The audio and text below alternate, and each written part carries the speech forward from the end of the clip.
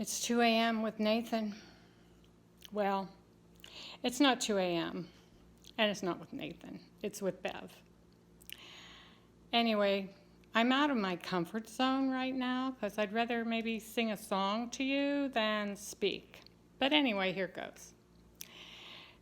There was this young couple that were, let's just say they were in their 20s, and they were about to be married. And one evening, they were watching a program on television, and it was a program of a particular scene where the waters were getting higher and a storm was coming and the water was foaming, and the boy says to the girl, this scene reminds me of Peter walking on the water.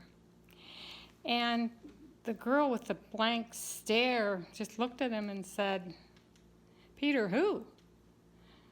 And I guess at that moment, he was kind of stunned. But anyway, they did get married, and they had a beautiful daughter, and they found a church and decided they would help.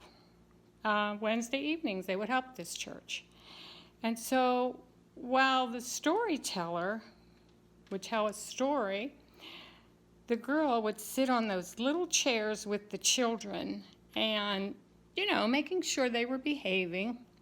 But in the meantime, she was really absorbing, like a sponge, absorbing all these stories that she didn't remember hearing before.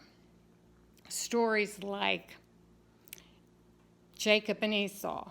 Stories like Joseph and his coat of many colors. Stories of Ananias and Sapphira. Stories of the 10 lepers. All were cured of leprosy, but only one came back to say thanks. We do that sometimes. We forget to say thanks. Anyway, and there was Eutychus, who was listening to Jesus preach and fell 4 stories. Well, get into the Bible, you'll find out what happened to him.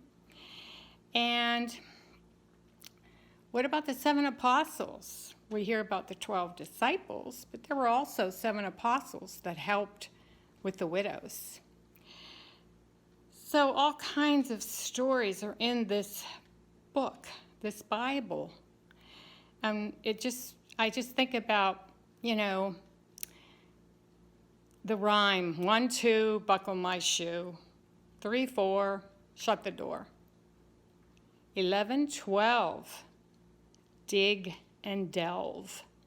That's what we need to do with the book, the Bible. We need to get into it. We need to listen to God telling us what we need to hear through his Spirit. It's amazing how many stories that are in there, how many truths that are in there. And you can read it and read it again, and you'll still get something else out of it that you didn't get the first time. So we have extra time on our hands, maybe. Pick it up. Get into it. That's my story, and I guess you probably figured it out, that young couple, they're not 20 anymore. That was my husband, Tom, and myself. But anyway, I just wanted to share that with you. Have a good day, and God bless.